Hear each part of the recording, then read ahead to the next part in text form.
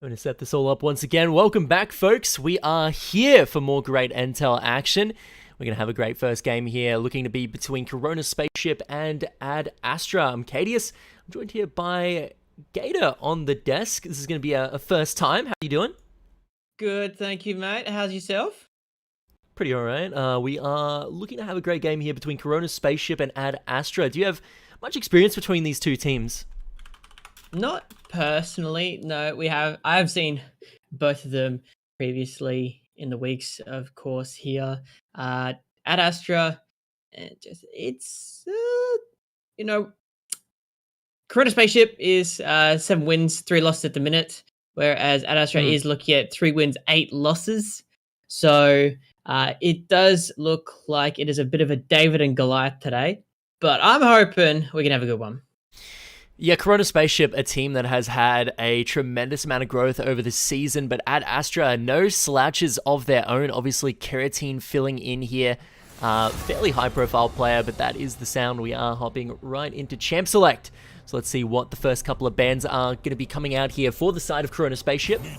Dr. Mundo getting taken off the board immediately. Any thoughts there on the Dr. Mundo ban? I didn't think he was that much of a priority. He has seen a lot of play, I suppose, in the NTEL Sports League. Mundo goes where he pleases is something we've all heard quite a fair bit here. New patch did come in this week, which does mean changes, which does mean everyone's trying to work out how that affects things. You know, Tahm Kench did get quite the nerf. Still fairly strong, but definitely not quite the tanky boy that he used to be. Yeah, I think in coordinated play, Tahm Kench is still very strong, though, in these kind of games, just because of his ability to be able to really get those roams off, those ganks off with the W, the Astral Voyage, and very, very oppressive. Such a low cooldowns, basically a Malphite ultimate that you have such high uptime on. And not only that, but his R being able to, you know, eat the allied champions, give them a shield, and, you know, due to it being his ultimate, it's now back to its old former glory where it doesn't basically root Tahm Kench in place when he does eat you, so he's actually able to get you out to safety. And they are giving it the respect it deserves there, getting banned away, as well as Vi. And it looks like Ad Astra here choosing to take away Xin Zhao and Seraphine.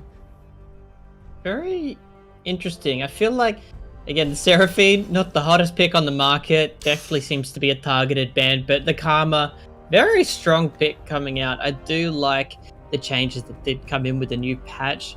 I think her cooldown reduction that she gains off her auto attacks for her basic abilities is now a flat 5 seconds. Karma is definitely a very, very good hero to blind pick here when you are in a first pick position. I think everybody should be looking at Corona Spaceship here and really putting some attention to the picks that they're pulling out. But Shen, another incredible blind pick. The reason these two champions are so good in the blind, Karma obviously can be flexed between 4 roles to great success. You can put her top mid, put her in an AD carry role, put her in the support, and she can do very well in all 4. And Shen is maybe not as flexible, but still very, very strong. You're able to put him in the top with a lot of success, able to put him in the support role as well to a good amount of success. I think Jungle Shen maybe fallen off a little bit compared to its former glory, but still could work technically if you were desperate to put him somewhere. But just due to that, you know, you don't really know what side of the map this Shen's going to be on, so another great blind pick. Doesn't have a lot of bad matchups as well. And Siva is going to get locked in here for Keratine, which is going to be maybe a response to the Karma. Spell Shield, very good at dealing with the Soul Flares.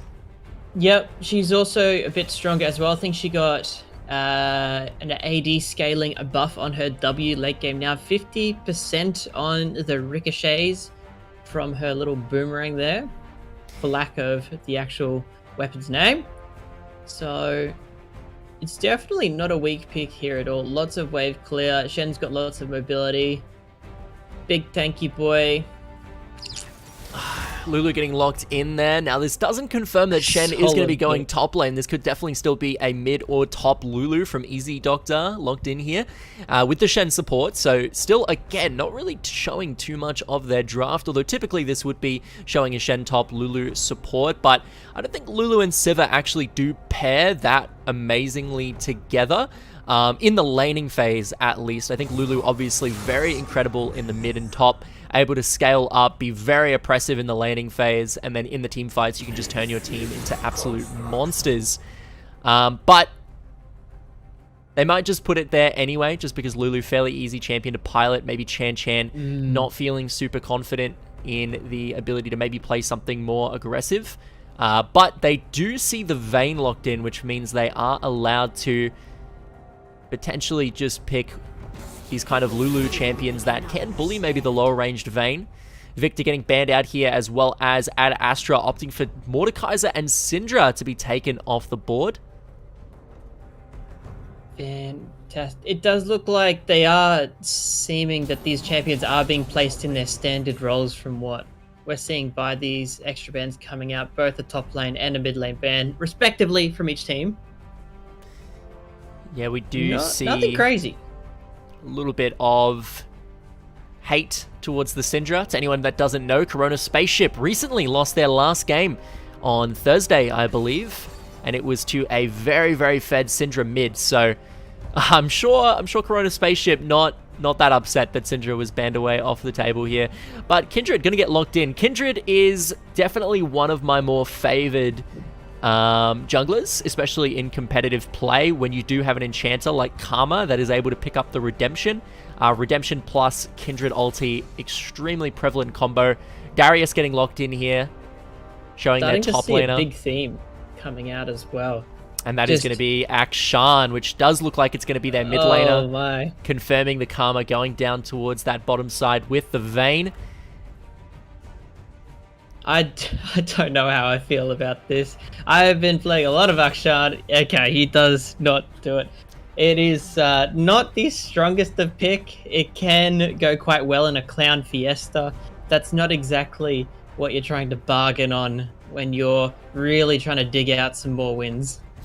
Yeah, I also don't exactly think that Sylas is the best of picks here either. You look at their team, they don't exactly have many big teamfight ultimates that you're going to want to be stealing. I think maybe Lulu Kindred has the highest priority there.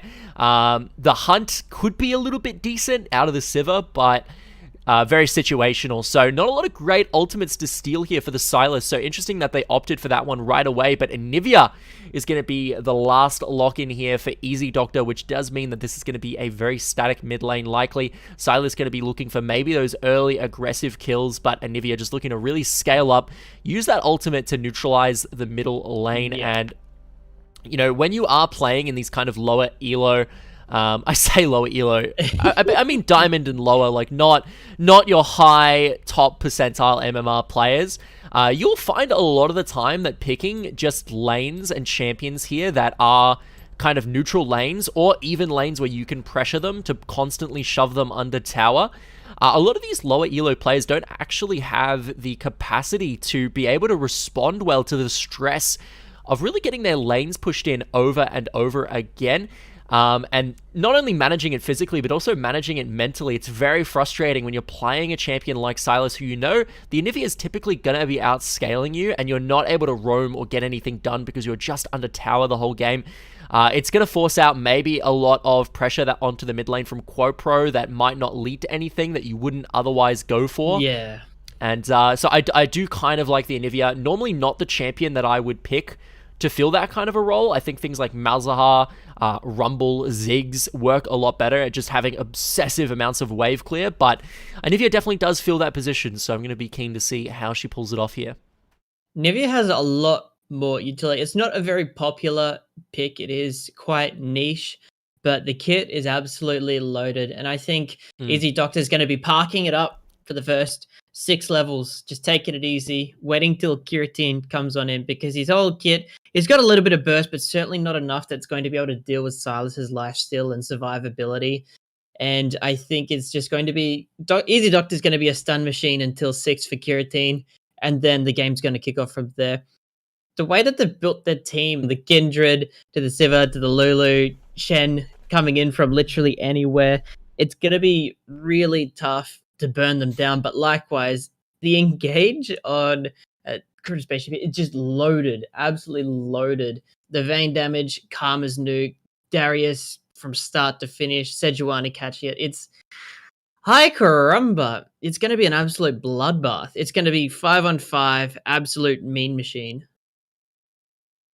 Yeah, I do completely agree with you there, but I think when you're playing against a team like the Corona Spaceship lineup here, where you have this very hard engage, Silas looking to dash in onto your team, Vayne fairly low range, wants to get into the face of your carries, popping those tumbles, and then Karma's going to give you the move speed, Sejuani is going to be dashing into the middle of things, Darius is going to be trying to run you down. I think that at Astra have really crafted a composition here that is going to be able to withstand those massive amounts of aggression coming out from this team and potentially, staying afloat even. But in saying that, I do think we should mention our sponsors real quick before we hop into the game. We have here the Territory Zone Paul's Iced Coffee, of course, celebrating 60 years here in the top end. The Northern Territory Government, of course, and McDonald's Group Darwin, who are responsible for the majority of McDonald's stores in the Territory. So if you ever grabbed yourself a cheeky 4 a.m. McDonald's fries and a cheeseburger after a long night out, they're the people you can thank. They were the ones. But we are going to also mention our minor sponsors here. Lots of local great businesses, and every single place that you see on your screen right here, if you're actually competing in the NTEL, you are able to claim discounts at. So make sure to note down exactly where these places are, because you can get yourself a good deal if you choose to shop at these great local businesses instead of potentially somewhere else that might be selling the same product. So keep that one in mind. Get around them. I know myself. I've definitely shopped at a lot of these fine establishments. Any of our minor sponsors are you particularly fond of, Gator? Me personally, I don't think I've been out of Darwin for about 4-5 years now. So unfortunately, a lot of these businesses do sound quite new, and I haven't had the opportunity to go and suss them out. I'm actually quite keen. Maybe a Christmas trip. If Daddy Dan lets me out of town, come up for a cheeky visit, we'll have to get around one of them, surely. For sure, but we are about to hop into the game here. There's going to be between Corona Spaceship and AD Astra. Once the spectator system decides to allow us to load into the game, wouldn't that be lovely? Sensational. Here we go. There we go, finally letting us in. Love to see it. We'll see what both of these teams are choosing to pull out right out of the bat. Let's do a very quick, cheeky time check. I'm at 15, 16, 17, 18. Yeah, how are you doing? Basically the same. 20, 21, 22. Fantastic. All synced up, hot, ready to go. Love to see it. Standard 5-point start. Look at that map. Yeah, on Fleet getting some good little damage on Ultimate Feeder this early on into the game. So between these two teams, looking at the lanes, we do notice that Pandemonium opted to take Teleport in this matchup, so he hasn't actually taken Ghost. Now, obviously, this is going to be very good at matching the Shen roams down to the bot lane with Stand United, but at the same time, look at this team. Look how hard it's going to be for Darius to get on top of them already. And now you're depriving yourself of Ghost in these team fights. Do you think this is going to maybe come back to bite him? Minions have spawned. I don't think so. Taking a look at Corona Spaceship's team, giving it another once-over, you can see they've actually got they've got 3 players that are quite chunky here. Obviously, Quad Pro, Sejuani, absolute tank. But then Darius and Silas, they're going to be well and truly health tanky in their own right. Whereas they've only got Forsaken for a tank here. Easy Doctor will have a little bit of health in his kit. Trading in the mid lane, nothing crazy. Just poking with each other, feeling each other out.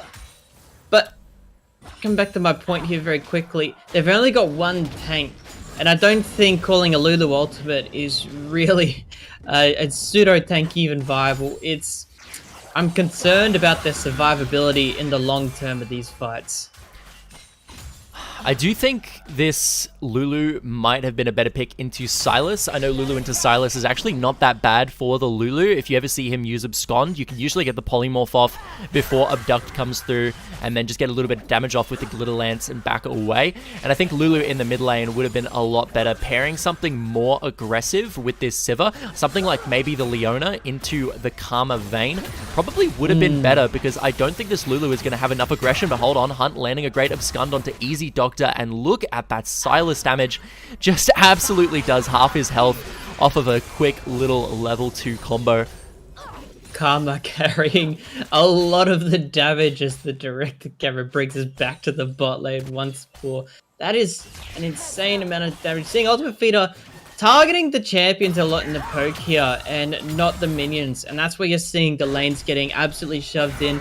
And ultimately, why the Civ is missing a lot of the gold here, if you're curious. It's keep your eyes on it. Keep your eyes on it. It's the start of something troublesome. More poking in the mid lane. That's going to be a good bit of damage there, but meanwhile in the top lane, Kirateen might be actually trying to go in here for a quick little level 3 gank. Does go buff to buff, but Quopro is here to back him up.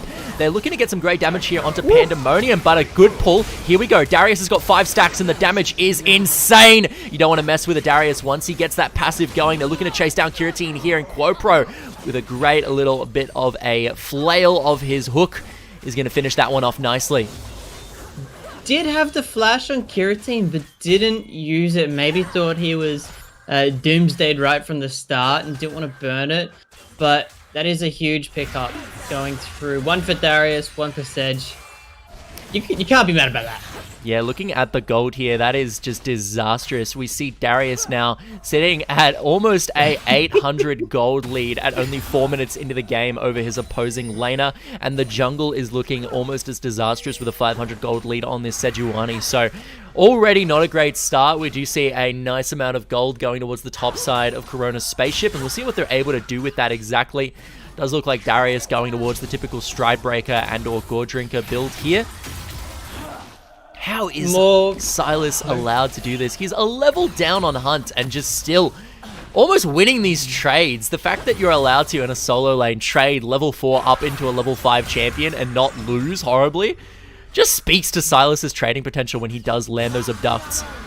Indeed. Now this is back to the point there where the Doctor probably should be trying to conserve his health as much as possible, because once he hits 6, that's his go time, because Silas loses all of his agency in the lane unless he plans to immediately steal the ultimate away from the Doctor. It's just going to be, those trades will not fall in his favor any longer. Yeah, we are definitely seeing the kind of problems that Lulu has as a champion, and that is picking her in lanes where your AD carry does not outscale the enemy AD carry. Like, Sivir is going to get outscaled by Vayne. It's just an inevitable fact. And as a Lulu, if you're playing with an ADC that doesn't outscale and you're not able to really force kills, which Lulu as a champion isn't able to do very well, she's usually fairly reactive to what's going on between the ADCs. She is just going to sit there and just kind of take poke and just wait until Vayne becomes more useful, which, again, like, Lulu is a great enabler in the mid to late game for your team and a fairly good lane bully when she's able to, but that's why I think she genuinely fits more compositions as a mid or a top laner than she does as a support. She's very great as a support when you do have the AD carry tempo in your favor, when you're playing with the Kog'Maws, when you're playing with the Vaynes, the Kaisers, all of that good stuff. But when you're playing with a Sivir, maybe not so much, but Pandemonium here, maybe getting melted down by Forsaken. One more auto attack will proc the passive, and that damage from Kirateen is going to be insane, but a good heads-up reaction from Quopro is going to secure the Air Dragon in retaliation. One Air Dragon for Darius. Tell me which side of the table won that trade. I'm thinking it's Corona Spaceship had that planned out from the start. They were quite happy about trading that one off there and dragging Kirateen up. So this could get messy. They're in trouble. Yeah, this is looking fairly bad right now. 4 members actually of Corona Spaceship looking to dive in onto only 2 members of Astra, and they're actually forced away from the tower here, so they're going to lose this whole wave of golden XP for a recall, and that is just absolutely disastrous as well, especially when this Vayne already sitting at a 6k gold lead just about over this Sivir, which, sorry, 600, not 6, goodness me, that would be ridiculous, 600 gold lead over this Sivir, which is quite substantial when you are, again, the scaling AD carry, but here we go in the mid lane. A little bit of a tussle here. Chan in retaliation, walking up. They do decide to get the heads-up option there and just back off. Absolutely. The respectful back off in the bot lane there was absolutely the correct call. They gave over probably 16... 160 gold, excuse me, to Vayne and Karma respectively, instead of 600 to Vayne, which probably would have been straight funneled onto her purposefully. It could be a very different scenario. See, just there, that trade in top lane, that would have been one of those scenarios where if you had Ghost, that was a kill. But he just doesn't have it, so he's not able to keep chasing, has to back off, just concede the CS, and this is going to slow push into Forsaken as well, which means he's not even going to lose all that much. He's just going to have to sit back, wait for the creeps to walk into the tower, and then farm safely once the wave is on his side. He could actually freeze this if he wanted to for quite some time, and considering that Pandemonium doesn't really have the best of vision in the top side, that's going to be fairly scary for him. Right now, he's showing a lot of disrespect to the jungler. Forsaken actually kind of inting there, though, with that dash. Tries to get the Shadow Assault to set up for Easy Doctor, but he's a little bit too early and ends up dying to the Noxian Guillotine. And Easy Doctor trying to chase him down, but does force out the flash from Pandemonium, and now Hunt is going to be his next enemy. Misses the Abduct, unfortunately, but Easy Doctor does have that level 6 available. So much damage, but so does Hunt. He also has that level 6 available, melting Easy Doctor down with his own ultimate. And Kiratine joining the fray. Might be able to catch Silas here as he's rotating back towards the middle lane. Very interesting choice of engagement for the Forsaken. Maybe thought that Easy Doctor was a little closer than what he was, and dived into 2 waves worth of minions and one very eager Darius to throw hands. And yet, definitely not what you wanted to see. Whilst we have the briefest of lulls, can I get a time check on where we're up to? I think I may be slightly ahead here.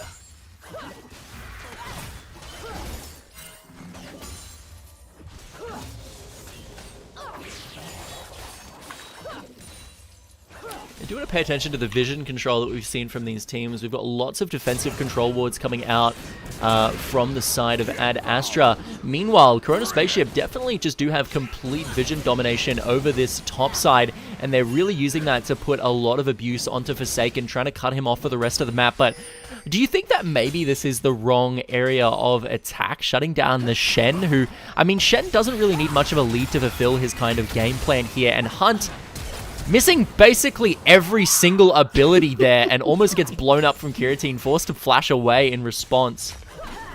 Yeah, I think we need to look at it from the other perspective, and that is the absolute... Oh, and engage in the mid lane. That's going to be the ultimate landing from Quopro. Stand United does come in. They're going to have to back away from this one nice and quickly. Here comes Forsaken. The stun connects, looking for maybe a Shadow Assault to follow it up, but no, just deciding to back off, not get too greedy. Not a moment to spare for a thought. Indeed, Kiratine starting on Quopro here.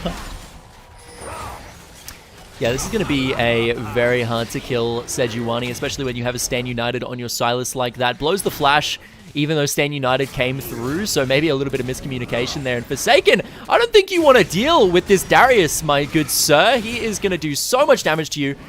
Not quite having enough mana here for the Noxian Guillotine. Actually, he does now that he's gotten that level up. So Forsaken having to be a little bit careful. But the passive stacks do wear off, the hemorrhage stacks. And as a result, he's able to live to see another day.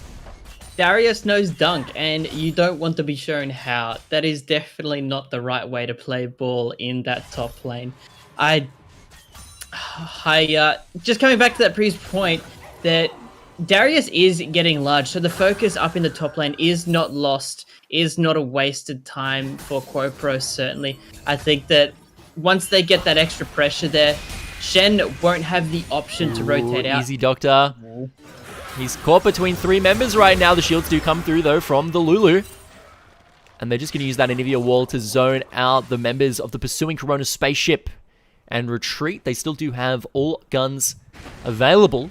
All cylinders fired up and ready if they decide to make the jump, but playing it nice and safe. Everyone just respecting each other's damage at the minute. But this dragon's up. They're going to fight for it. They are just kind of waiting in the bush right now. Hunt might face check into 2 members here, and he is indeed Chan with the polymorph, but he's going to go in immediately, landing the abduct right onto Chan. That's so much damage coming out from On Fleek. A quick tumble auto attack will finish off the kill, and now Kiratine does drop the Lamb's Respite to try and save himself from the ensuing attack. But look at this wall from Easy Doctor, zoning off 4 members, is able to get his teammate out to safety because of it, but he's going to die as the result. And now here we go, the Forsaken joining the fight, only half HP and maybe a little bit too little too late, but with 5 members alive of Corona's Spaceship, I think this dragon is all but secured. Pretty much here. Unfortunately, if you remember when we last saw that Shen ultimate, it was saving Kiratin. Was it Kiratin? I'm pretty sure it was Kiratin, yes. In the jungle. And he just didn't have it to rotate out, and he really didn't want to be burning that teleport, but if he did, it had to be far earlier to actually try and help his team compete. Can I get a time check from you where you're up to, KDS, please? I think I'm a little bit ahead of you. 1307, 1308. Okay. I can fast forward a bit. I'm just gonna... 1314, 1315, 1316, 1317. Nice, I think we're up to speed now. Superb! Alright, League of Legends. Excellent. So, it's looking pretty much back to landing phase. That bottom tower red side is looking incredibly beat up. Ultimate Feed is gonna try and hold this. I doubt it will stand. Yeah, this Vayne is about to recall on full Berserker Greaves as well. Massive power spike for her. The Karma as well, sitting on a fair amount of gold herself. I would imagine she's going to finish off Moonstone on this recall.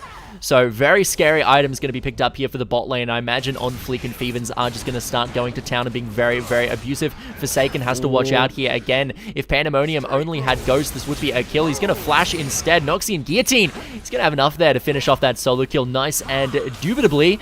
Now Hunt looking for maybe a solo kill of his own, a level down, but as we've discussed, that just does not matter when you are a 200 years in the making champion. Chan having to come through and save his mid laner, but Hunt doesn't even care. He's trying to go in 2v1, but the exhaust from Chan a little bit too much for him to handle, and he's going to get melted down and find Easy Doctor a nice quick little kill as he's going to push in this mid lane tier 1. That's just that sustained damage coming out. That's what we were alluding to earlier. It's just that those extended fights are just going to fall in Anivia's favor every time. At least until Silas gets enough bang in his kit to be able to nuke the Anivia. But without being able to do it in the one shot, that ultimate is going to hurt so much. Oh, a great ultimate here from Quo is going to catch him up there. Easy Doctor going to go down. No egg available. Now Forsaken finding himself in the middle of 3 members of Corona's Spaceship. Forced to flash over the wall, but Hunt in hot pursuit lands the Abscond Abduct very nicely. Chan doing his best to peel with the polymorphs here, but it's not going to be enough as Forsaken looking to drop very low, but Kiratin is here. Lamb Respite almost off cooldown. It is going to be available in a few seconds. Now it is available, and they don't even need to blow it as Forsaken is going to find themselves the kill onto Quopro and back out to safety. Oh my gosh, just taking a quick peek at that Vayne's damage before we jump straight back to the... Oh my, the Kraken Slayer auto attack with the tumble. Got me flustered. That damage, that is... No one likes to see that damage. Or do you? Depending how you identify. Maybe I identify with the Vayne side, dealing damage. That is just... Oh, that is a disgusting amount of damage. I don't even know how... What can you say? It's just domination. Yeah, definitely pretty filthy coming out there from the side of that Vayne. Vayne with an early accelerated Kraken Slayer is, I don't think, something that anybody wants to see on the opposing side of their League of Legends games. Forsaken's hunting once more. Hunt almost took a potentially lethal engage. I'm not sure if he's glad that he missed that. It's interesting to see that we're all piling up in the mid lane fighting here because there's no real objectives up. Dragon's up in a minute, Baron's up in 3 minutes. Oh my goodness, 3 auto attacks almost insta-killing this Sivir. Does force to blow the Hunt to get out to safety, but that's one thing that I mentioned is, again, Sivir is just going to get outscaled by something like a Vayne, and that's not normally a problem because Sivir's burst damage in the early game, in the laning phase specifically, and her ability to shove in and pressure a Vayne who doesn't have any wave clear in her kit against the ADC that arguably has the most wave clear in her kit. You can really put a lot of pain on this Vayne if you simply just pair Sivir with something like a Nautilus, something like a Leona, that can really put the pressure on her. But instead you put the Lulu down bot lane, and this is just not the lane for it. Lulu, again, very strong champion in her own right, and I think it would have fit this comp quite nicely if put into another lane. But instead of opting to put that Lulu mid. They instead pick up the Anivia last pick instead of a support. And they're really paying the price for it. I think, yeah, a Nautilus or a Thresh are absolute power picks at the minute. You can't go wrong.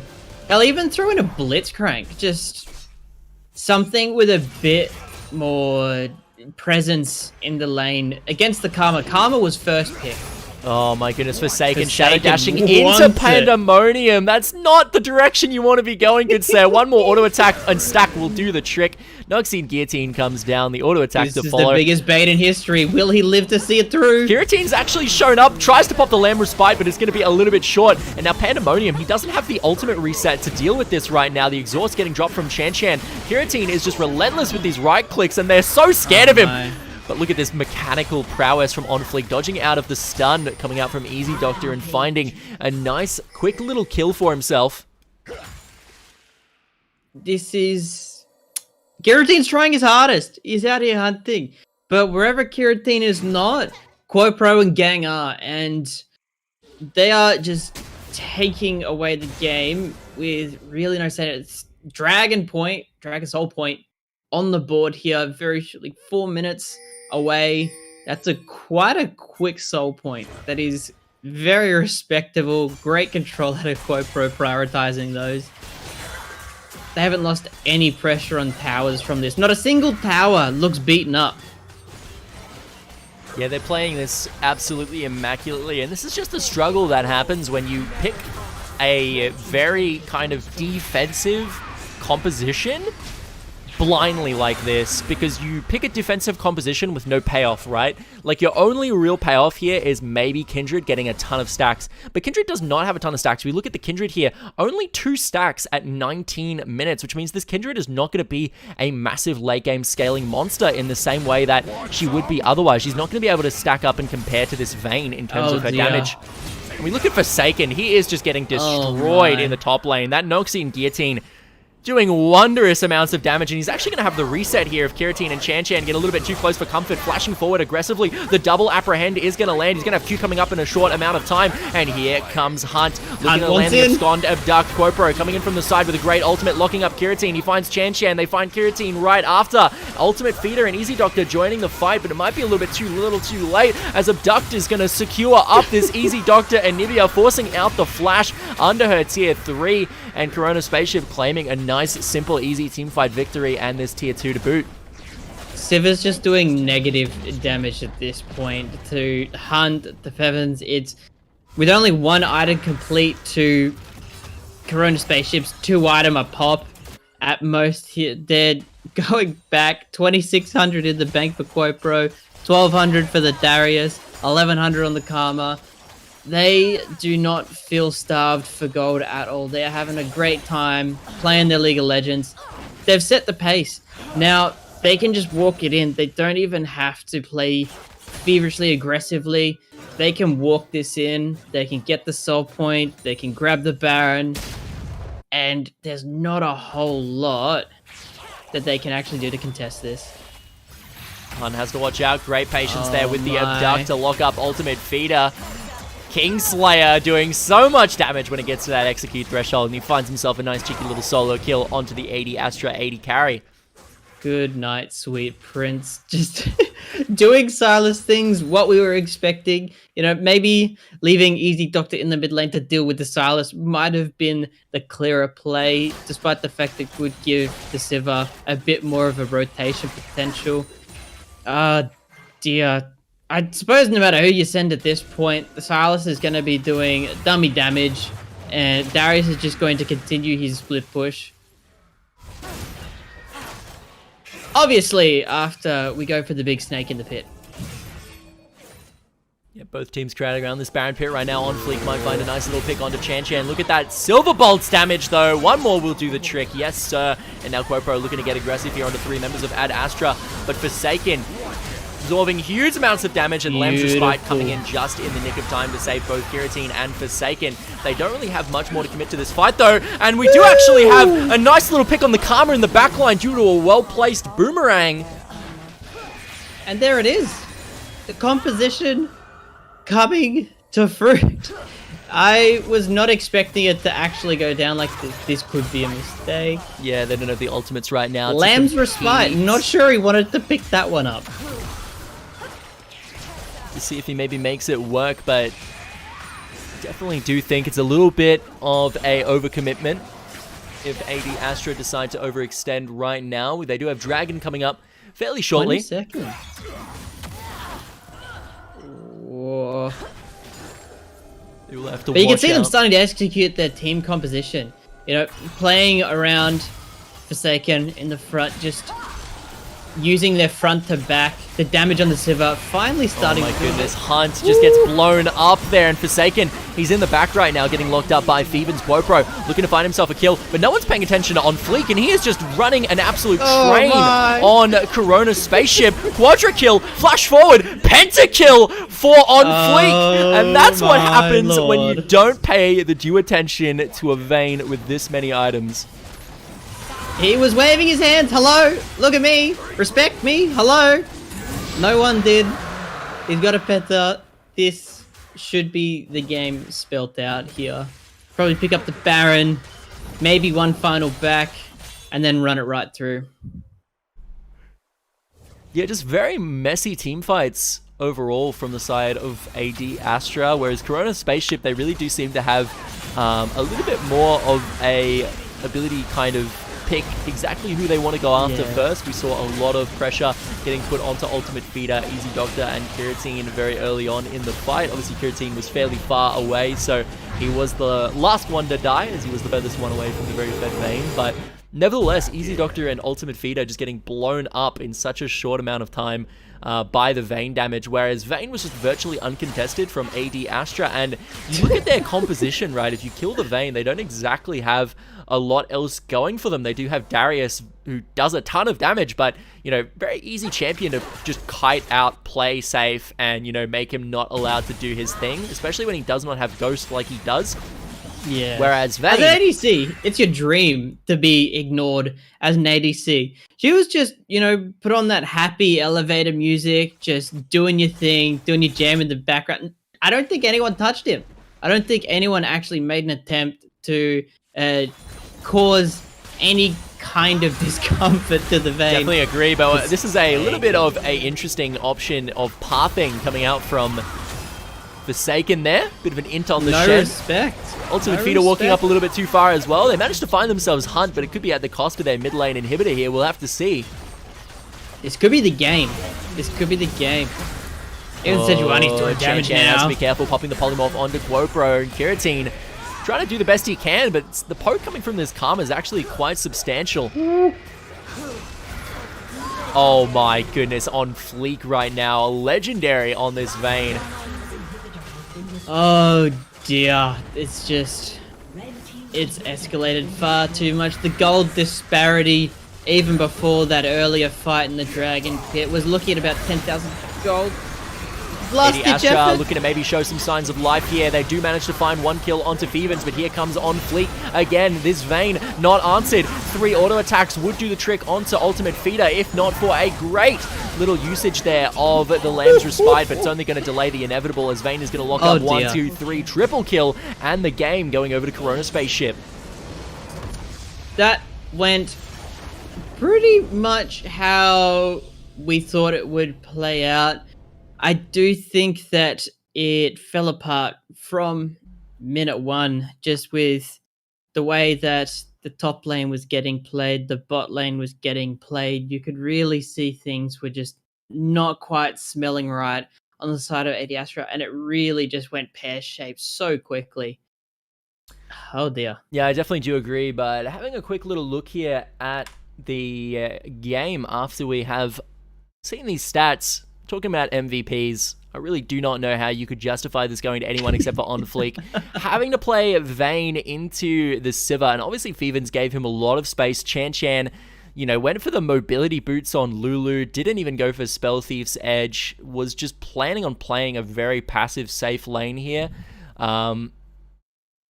And, you know, usually you can't do that when you have a Sivir into a Vayne, because Sivir is just going to get rolled over in terms of scaling, which we saw happen. And on Fleek, you know, on Vayne, and when you're Vayne and you're allowed to get out of lane phase for free like that, things can definitely happen. And you know, things happened indeed. And we just saw On Fleek scale into an absolute monster, but definitely not the easiest matchup to play Vayne into. And I think if we look at the damage graph here, it is just going to be Vayne the story. And yes, indeed. So I think MVP On Fleek here, 17 KDA, not a perfect KDA even. Yeah, definitely I think MVP here going over to On Fleek for game 1. Yeah, that makes a whole lot of sense. The Sivir is actually quite a fun pick into Vayne if you can get the wave control properly, but we just saw that they were just shoved under the entire time. On Fleek did so well to actually take so much of that gold and then just absolutely jam it down AD Astra's throat. And they didn't have any say in a lot of it. He absolutely dominated that lane. A very fair MVP. I definitely do agree. But as for the SVP on the other side, Kiratine, the only positive KDA player on his team, and therefore, again, kind of a no-brainer.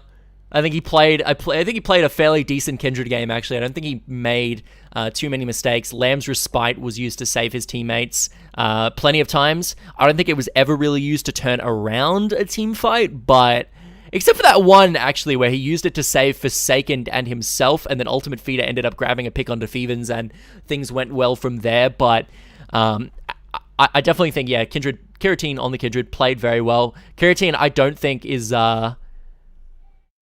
I think he's a sub in this team for this game. I'm not entirely sure, so it feels a little bit cheeky giving it over to a sub, but nevertheless, he played well. He's earned it. He's a name that keeps coming up week after week here. Say with Easy Doctor, honorable mention. You know, Easy Doctor doesn't have many kills under the belt there, but definitely put in a lot of work to try and keep that Silas under control. If he wasn't doing all of that damage, that mid lane control, that could have been a much earlier finish for Corona Spaceship. But yeah, I definitely do agree. Kiratine put in a lot of work. It's just a shame there wasn't 2 Kiratines on the map in order to gank everybody at the same time to solve that one. Yeah, I do agree. Indeed. And definitely well played from basically every member of the side of Corona Spaceship here. But at the end of the day, On Fleek, pentakill. Hard to not give MVP to someone that managed to penta a team fight. So, folks, we are going to throw it over to a break now. Unfortunately, due to Purple Cobras backing out of the competition, we are not going to have a second game at 4 o'clock. Our third game of the night is going to be on at 5. But to fill some time in between 4 and 5, at about 4:15 to about 4:45 or so, we are going to try and have a discussion with a bunch of the casters and analysts, and even some big names of the season like Bladexa. And we're just going to have a little discussion exactly about how the season's going, predictions as we head towards the end of the group stage. So we're going to hop into a call, and that should be nice and exciting. So stick around for that, folks. But if you are just looking to watch exclusively some League of Legends, next game is going to be on at 5 o'clock. So stay tuned for that, and we'll see you then. We're going to throw it over to some music in the meantime.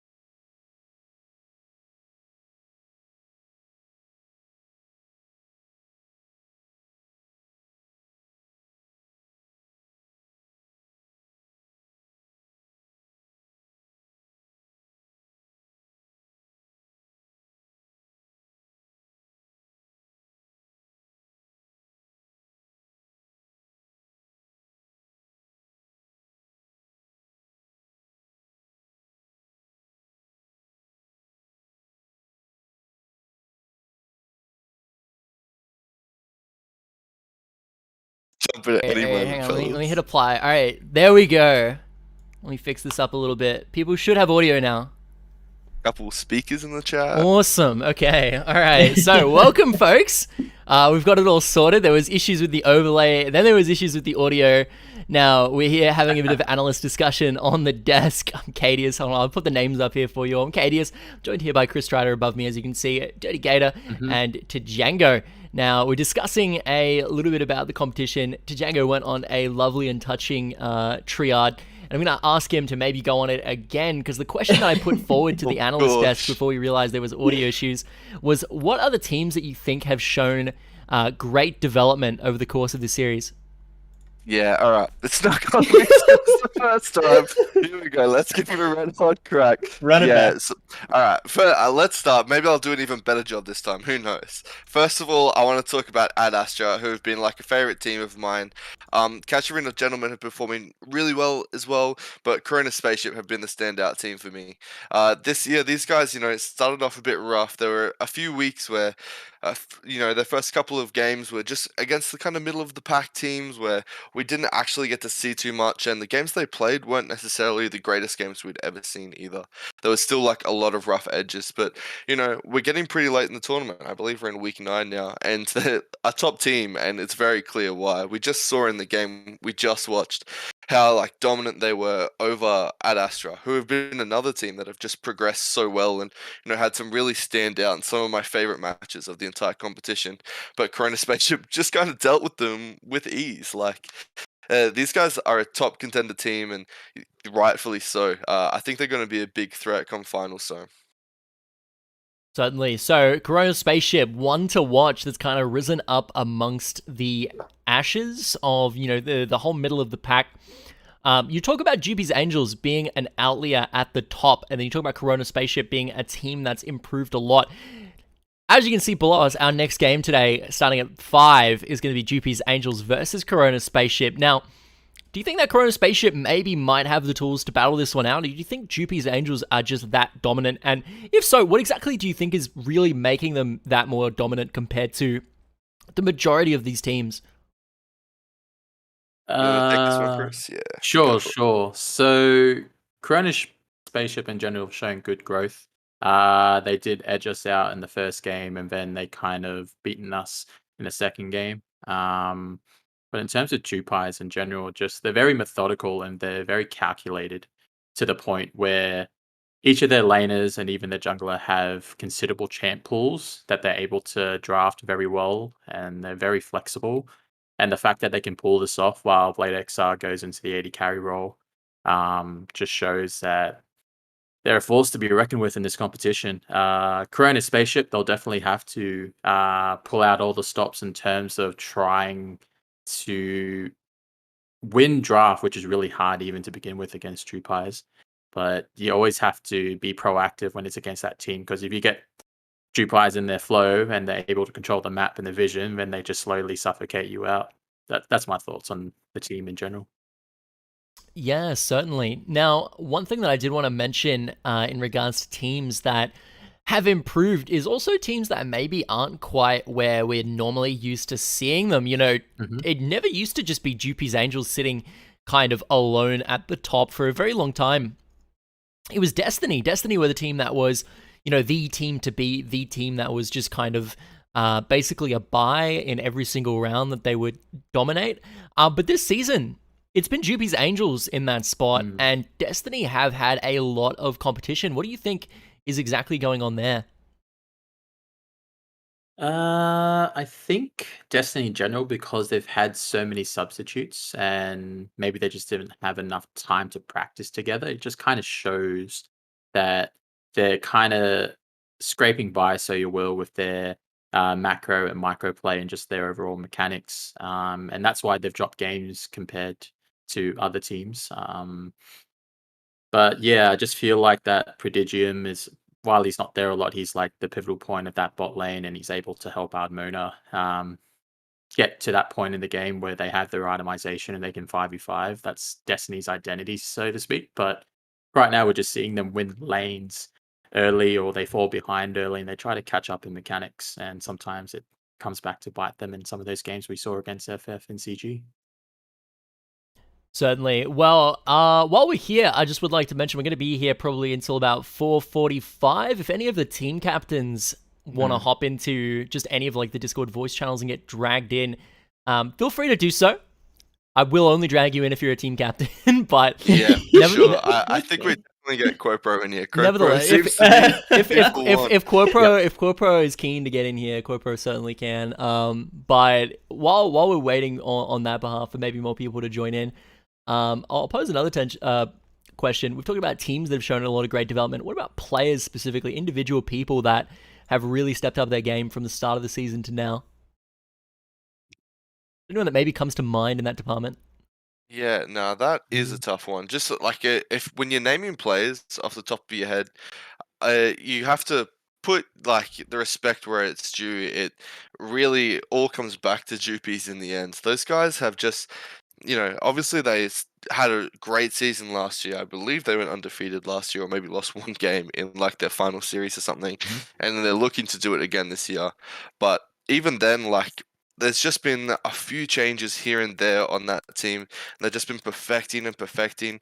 Players like Ruli and Polio, I believe last year, he's a strong top laner. Don't get me wrong. He, platinum player, he's excellent in the top lane. Last year, he wasn't, I wouldn't have put him up there with the rest of the top laners. I mean, obviously up there. He won the tournament. Excuse me, but there were definitely, I believe Guard might have been playing top lane last year and had a really strong performance there too. I think he would have been the best, but even, considering Guard's gone to the mid lane, really Empolio's in the top lane, he's been absolutely dominant. I don't think I've seen him lose lane this year, and he's doing it on like the fighter carry champions too. Like he's just so strong. The only times he's not getting ahead is when he's getting camped, and that's also a good sign of like a strong player that other people consider a threat too. Yeah, certainly. So is that in that department? Do we have any more players that really we feel have shown kind of profound amounts of growth over the season, or? Yeah, there's definitely some more. I would like shout out Pandemonium, and I'm sure Quopro, who's just joined us, can speak to that too. I mean, this is my top laner bias coming in, but he's just been so strong as well. He's been playing really well. Yeah, some games. Games, he reckons. No, you're a bit critical. As much as I like to dumpster my teammates, as all League of Legends players do, like a lot of our sort of we're comfortable with our bot lane how it is. We're comfortable with our mid lane how it is. We feel like we can take those two lanes into any sort of matchup, and we can either go even or sometimes win, or catch up. Whereas top lane feels like for us specifically, a really like volatile lane. Sometimes pandemonium pops off and everything's fine, and sometimes the opposite happens and everything is bad. Not fun. So we a lot of our drafts are now starting to hold that top counter pick to try and get him comfortable on where he wants to be. Sometimes he counter picks and then loses lane, and that's always feels bad. But I feel like every time that he has a good showing on the board, our team really starts to snowball. Yeah, absolutely. Some other players that I'd like to shout out as well. Chris can actually speak to this one as well. I think Stairboy and Shortmaster have been like extremely dominant in the bot lane the last few weeks. Those guys have been playing really well. I'm sure you've had a hand in some of that. Yeah, so Stairboy and Shortmaster, they definitely have put in their 2 cents this season in terms of making proactive plays in the bot lane and able to recognize when they have a lead or when they play behind. So it's really good that they have those fundamentals down in terms of picking comfortable champions to the point where they can win lane within 10 minutes, and some of those games speak for themselves. But I reckon Nash, my top laner, he's had a lot of good showings throughout this season with his Cho'Gath, his Aatrox. He is That's known to Noobless, be... right? Yeah, Noobless, Yeah. sorry. And he's had a lot of good showings to the point where sometimes he tops our damage charts, and at the end of the game, it just shows that he plays his role very well in terms of he's learnt to stop the bleeding as much, and he's learnt to be a bit more patient, but at the same time, sometimes you want to go for that outplay. But yeah, overall, those players have definitely on my team have improved to the point where sometimes our current standing doesn't show it. We've had a lot of close games, but I'm pretty happy with how my team has grown throughout the season. Yeah, definitely agree. For sure, it's still one of the strongest teams, and like we said earlier, just another testament to like how close the competition is in this tournament. It's so exciting. And before, if we move on from players, I'll get flamed if I don't shout out some of my own boys on the young bloods. A big one has to go to Nick Chu too. Behind the scenes, this guy is just like a workhorse. He's trying to play league as much as he can. He's always hassling the boys for practice, and he's played in a couple tournaments here and there before. Unfortunately, might not have found like some of the best teams that have really like enabled him, and we haven't done that by any means either. But he's like just his Sejuani. He was super stoked to have that stuff getting banned out, so I can't force him to play that. He's just been having these really dominant showings on the jungle as well. It's really good. Really stoked with him as well.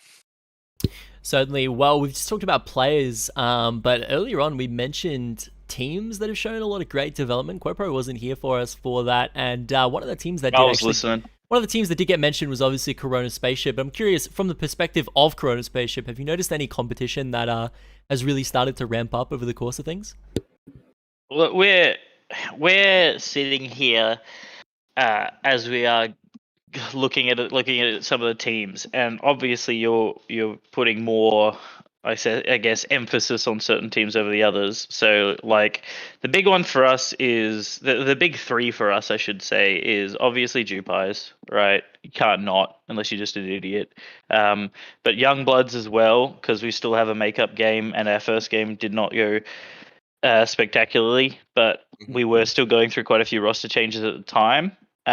Then Destiny absolutely dumpstered us last time we met them. So those are our three ones we're sort of focusing on at this point in time. And we got Jewpies next, and then we hopefully have a makeup game tomorrow with Youngbloods. So one after the other's never a fun time to be had, but we'll see how we go.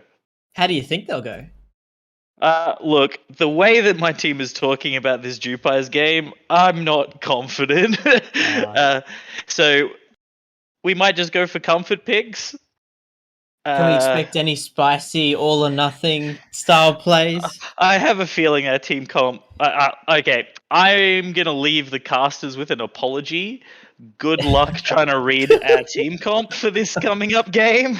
I don't think it's possible because we don't have a plan, and hopefully we could meme them into letting their guard down, I think is what we're going with at the time.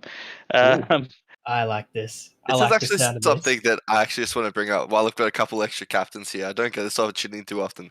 Does anyone ask this question to a few people? I've spoken to Admona about this a few times. Destiny captain, for those listening. Does anyone have an answer for Jewpies or what? I genuinely don't know how to beat this team. Oh, no, I got nothing. Well, like, okay, so like our correct play is that like our bot lane as it is now, if Blade X is in his bot lane with his support, I'm actually confident that our bot lane wins that as long as they don't int, which is always a big problem with our AD carry. Yeah, dude, they win as long as they don't lose. True.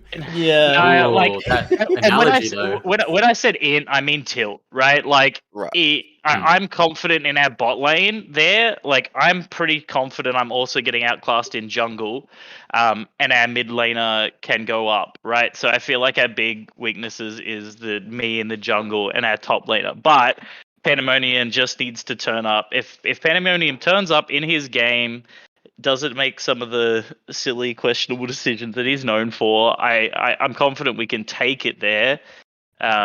Especially, after a warm-up game like we had, it was a nice tune-up game. Everyone felt happy. Our AD carry's got a pentakill, so he can't be on tilt, surely.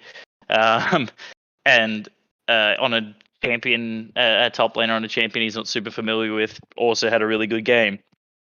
Right. Well, but I will. speaking. Like, we have 3 champions. If they ban them, we lose. Like, Yeah, we're talking about specifics here on champions a little bit, so I think that kind of like well segues into my next question I was going to ask, which over the course of the tournament definitely seems like there's been a bit of a specific meta that has risen up. And what do we think of the like champions that have had maybe more of an impact on the tournament than others? man, can you guys please ban Sejuani? I'm so sick of playing that champion. Yeah, I'll ban Sejuani if you guys ban Diana, man. I'm sick of that champ too, bro. Filthy, yeah. So some of these meta champs, yeah, you're right. It happens every year too when we do start these tournaments. We do get like our own kind of meta building. Some team will just be like, right, that game he played on Sejuani was real good. So now I'm gonna play a real good game on Sejuani until that just snowballs out of control and everyone's just like, nah, Sejuani's boring. Let's just ban that champ. Yeah, I noticed it like really badly in like last season, like 2020 season, where it seemed like Ornn had like a 100% ban pick presence. Like there was an Ornn in either the bans or the picks of every single game. I think we've had it quite that bad. That way.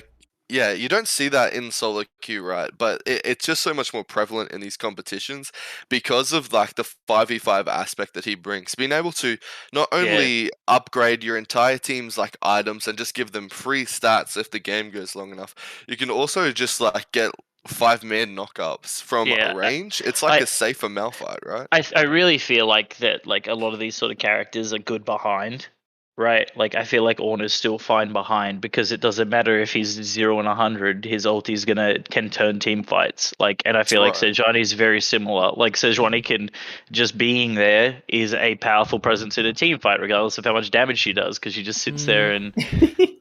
And, you know, indeed, there's always I think Ornn is like a really good hero.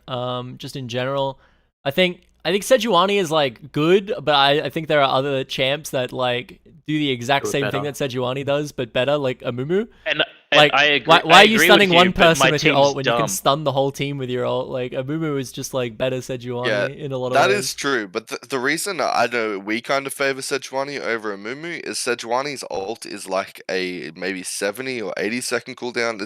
It's not as long as the 2.5 minute cooldown that Amumu has to sit through. It's like having to wait that long before you get to make like another pick or another team fight like that can like really just like not be in your favor. During game time, 2.5 minutes is such a long amount of time. Yeah, I also another thing to be said for Sedge over Amumu is that Amumu, when he gets to 6, he ganks one lane, sure, right? But you have to position extraordinarily well in the team fight when you're in this 5v5 format, whereas in solo queue, if everyone's just A-ramming it up mid, like halfway through the game, sometimes you carry with an ultimate, whereas we're positioning a lot better than you see in solo queue. It's a lot harder to have that game-winning ultimate, where sometimes if one person mispositions, you just want to throw that ulti out there and permafrost one, and then you can then decide to go in. So much more agency. So much more agency. The kit's absolutely loaded compared to Amumu. Amumu is just on this one monorail. He's only got one direction, and that's in. And whether he wins or loses is just everyone else. True. Yeah, that direction is so scary to be on the receiving end of. Second queue, that's huge. I think then you might see a bit more Amumu in these games for sure. That shit looks busted. One thing I also wanted to mention is we've seen certain people, like I know Ardmona really favored it early on in the tournament, picking up the Senna quite a lot, and Senna's still a champion that definitely has a lot of presence, especially in things like pro play and high elo solo queue. But it seems like in this tournament specifically, the kind of Senna fanaticism that we saw early on in the weeks has died off. It's very hard to pull off correctly and do it properly. You have to have a support that actually knows how to farm quite well and still be a support at the same time. It sounds simple enough. Just take the minions. It would be what you would do in solo queue if you're looking to troll. You don't have to go for the fasting Senna build though. You can go Kraken Slayer into Gwynzies and just CS just fine and then still melt people. It's about the stacks. It's all about the stacks. The difference at about 10-15 minutes is, depending on how well you've been playing, how much you've been poking, is 20 to 40 stacks. 20 on a pretty poor game, 40 on a immaculate game. And that's, you're starting to escalate your range. That's 30 extra range on your auto attacks, your Q. Suddenly you're stacking more. Suddenly you're poking more. You got more security. Whereas with farming, you've got that reduced stack rate, and it can work.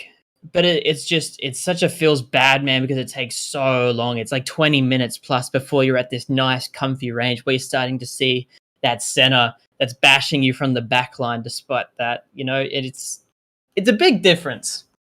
I think that's why. The nerf hit her hard as well. I think so as well. I'm a big fan of her myself, but unfortunately, I'm a top laner. I don't get that option. She in our case, she's like a bit of a newer champ. In like, obviously, she's been out for I think maybe a year or two, but when it comes to these tournaments, you want to play stuff that you're really comfortable in and that you know like really well. And I know a lot of these teams favor the Vayne, the Caitlyn's, the Lucians, all those sort of picks that they've been mastering since they've basically been playing this game. Lucian's been out forever, which is why they always go back to those champions, and it's just a bit of like a comfort diff with Senna, and she has such a different and unique playstyle as well. It's a little bit trickier to pick up when it comes to the 5v5 aspects. Yeah, I know there's like certain champions that again they just have such strong presences, and they're very clearly like very strong champions, but you don't see them picked up in the same way. Like Senna often, very, very often paired with the Soraka just because of the combination between the two champions. Their healing is super oppressive. You land the Senna root, you can combo it into the Soraka silence, which then roots them as well after the Senna root expires. Just really oppressive lane in general, so much poking. But, you don't see the Senna or the Soraka as well. Just a champion that doesn't very often get picked. Seraphine very often does not get picked. Maybe the slightly worse Seraphine, Sona, not often picked. Seraphine keeps getting banned against us. That's fair. There's also Tarek as well, which is a champion that has seen like massive increases in play after his buffs a patch or so ago. We played Tarek, not well, but we played him. But I think it's very interesting that these champions don't often see play, and instead you see like the Vaynes coming out to great success, as we saw. It's just kind of a very almost insulated meta that we have here up in the top end. I think there is a reason for that too. Yeah. It's like when agency. Yeah, that's it. Talking about the things like the Tarek, it's like you're right. When he's meta, he's like typically such a strong champion. Like he can just, if he has enough mana, he can legit just constantly proc his abilities, 1v1 you, stun you, can make his entire team invulnerable to KO for your entire team. But the issue is when you have, again, he has such a unique play style. You need to be able to play with your lane partner with the E, so you make sure you're hitting those. You need to make sure your entire team knows and can play around the Tarek ult and make sure everyone gets that invulnerability. It's just not as simple as it sounds, unfortunately. Just pressing R and the whole team no die, we kill now. It's like we have to kind of learn to play around that champion. That is a support that will just solo carry games, and you have to learn to play around that play style to be able to pick up that champ. And because obviously we're not the best players, it's an amateur tournament, it takes us a little bit longer to kind of pick up on those things. Right, well, speaking of champions that maybe fit the teams better, just in general, have we noticed any certain style of team composition that seems to have more success than maybe others? I mean, if you look at our wins losses, I think you'll see a very common pattern. Someone say team fight? Yes. Someone say team fight? Tank jungle, bruiser top, Yep. Bomb mid lane, and I think people are running just about anything in the bot lane and still working with it, provided those first three categories are completed. We've seen Jewpies Angels pull off wins with Master Yi 80 carry, Wukong 80 carry, backroom challenger for Jade was on the roll, so definitely not wrong there. Yeah, I don't know. That guy is such a troll. I don't know what's his problem. If he just try hard in this game, I'm pretty sure he could be at least like a master tier player. Like, that kid is freaking nuts, man. I don't know what's going on there. Certainly. Well, Before we wrap up, I do just want to ask a quick question and throw it out because we've experienced it a little bit too. I know we're wrapping up shortly. I just want to talk to Chris Strider. Do you feel like I would say 98% Renekton Diana ban is having a real impact on your games, or do you feel like people are kind of underestimating your champ pool? I understand why they take those away because I've proven in the past that I can carry with those champions. Yeah, to I an understand extent. why, guys. I'd ban them against me too. But they're just really meta at the moment. So if you look at the pro scenes around the world, Renekton and Diana are pretty much prioritized in the Asian regions for their aggressive style of play and able to snowball games with basic combos and ultimates when it comes around to objectives. So obviously Diana with her central combo and Renekton with her bruiser frontline able to survive the initial engage and still output damage. In terms of me actually picking up other champions, yeah, I've a dabble in, Ari, Fizz, Silas, Aurelia, and those are the champions I have been practicing in the background. But I think it's just the fact that I don't know if it's a mutual respect thing or they know those champions are just very meta and strong at the moment. They just take it away because they just don't want to have to deal with that agency where you have a level 6 power spike or you have a level 9 power spike. Because our team's really good in terms of if we get to the 5v5 at a certain dragon fight or a certain objective, we're there within a couple of thousand gold ahead or behind. So, Yeah, yeah. I was just a bit curious. So we've obviously noticed the same thing. I think Sergeant Crone obviously gets the Rek'Sai ban like 100% of the time games that he plays as well. Same with us getting like the Zoe bans. It's just wanted to pick your brain about that one. Yeah, we just got to be a little bit more flexible with our it's champion. like if you know that three players on the enemy team feel really comfortable on these three champions, like why not ban them? And then it becomes even more when you're like, for Rek'Sai specifically, for me, I have no fucking idea what that champion does. Like I've never played it. Like I've only seen Sergeant Crow play it, and I'm just like, I would rather not deal. Right? Lots of maneuverability and kills people. Now, like, let's just get that out of here, then figure out what else we want to deal with. And like, that's a lot of our bans are like the first two bans are probably say Diana, right? Then Rek'Sai, and then our third ban is like, all right, what do people really not want to play against today? We float that call to the team, and then they're like, well, I want to play this, and then this champion's really bad into that, so let's ban that. So like that's normally where our third sort of ban comes from. Okay. Right, so really quickly before kind of we leave, the big question, we've got group stage coming to a close soon. What are our major predictions for exactly, with as little bias as possible, of course, exactly which teams are looking like they're going to make the cut? Yeah, no bias involved. Youngbloods first, obviously. Wait, what are we cutting to? 4? I think it's 4. Yeah, 4 o'clock. Oh, sorry. Yeah, 5 o'clock. Oh, the top 4 you're talking about? Yeah. Nah, you guys go first. You guys go. It's either Jewpies, 4. Destiny, Youngbloods. It's either Corona 4 or Spaceship. 6. Whoa! Everyone else is trash. You heard it here first. That's what we like to hear. That's what we got him on for. The hot takes. Spicy. No, I can't wait to feed, bro. I'm gonna int so hard in my next couple games. All right, Chris, what do you reckon? Well, we're on the fence or edge, I think. So we have to win the rest of our games, I believe. And I believe Pro's team, Corona Spaceship, will have to lose their expected matchups against, Jewpies, Youngbloods, or whatnot. Hey, they still got 2 losses to come. Don't you worry about that. Yeah, so I believe it might come to a tiebreaker, and it reminds me of last season. But if everything turns out all right, then we'll just be there in terms of that tiebreaker. And I do believe in my team, and I feel like I've kind of performed averagely this season at best, obviously because my main champions are banned against nearly every team besides Jewpies, I believe. So I guess our job is just to get there. And if we win the rest of our games, which I'm pretty confident we can, we just got to practice and, draft correctly, then we can challenge teams like, Destiny, Jewpies, Youngbloods, and Corona Spaceship.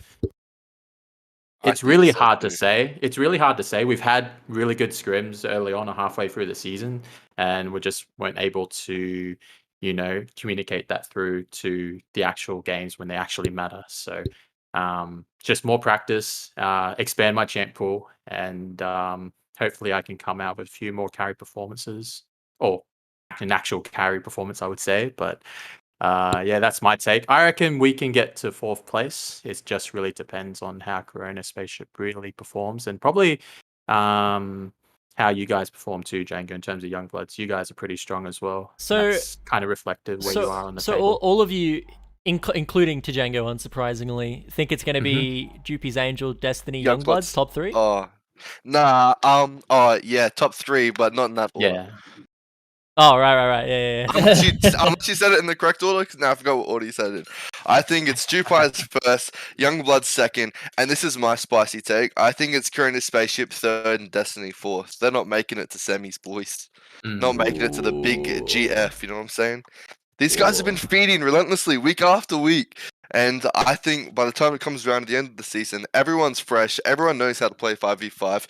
They're just going to start losing more games. And do I think- think Corona Spaceship will take third place.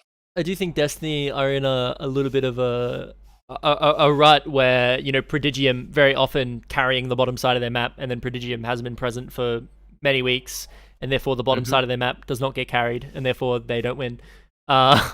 Which is obviously is an unfortunate combination. But in saying that, now that the predictions have been said by a lot of our captains here, I think we're going to throw it over to a quick little break, and then I'm sure QuoPro will want to take the 10 minutes here to get ready and discuss with his team the upcoming game. So we'll see you all then at 5 Thanks o'clock. for having us, Jackson. Come on, QuoPro, you can do this. Get this Bro, break. considering my team literally were just like, all right, see you guys, I'm gonna go play like Rocket League and shit, and I'm like, all right, yeah, good warm up. I like it. All right. cool. Well, we'll have to see how it goes, folks, and we'll be back in just a moment. Peace.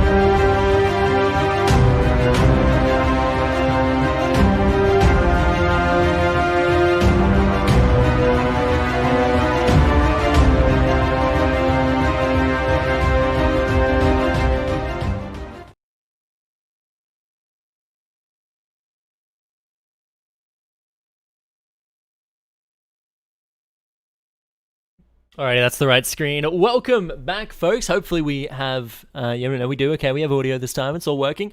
We're about to hop into our next match here between the current defending rank 1s, Jewpies Angels, and Corona Spaceship. This should be a good one.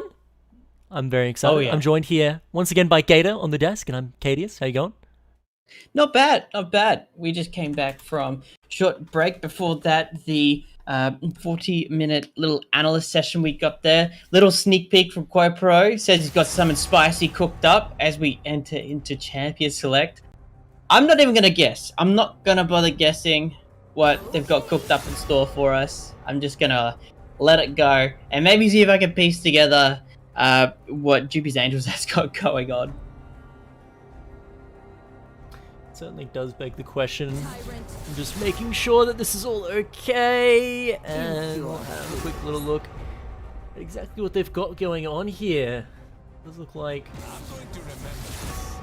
a lot of respect bands coming out. Yeah, a lot of respect bands indeed. Alright, there we go. So we can know. Blade Xer, Challenger for Jade on fleek, all getting a respect band. Pro gets his wishes. Sejuani off the table.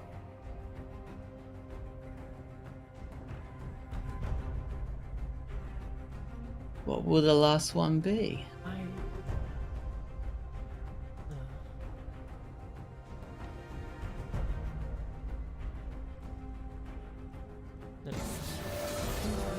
Felios. I like that ban. I like that ban a lot. Blade Xer. What an absolute heater of a game. Just a week ago. Yeah, with we've got Felios. 2 ADC bans on the table, which is a lot of respect being given to Blade Xer, obviously.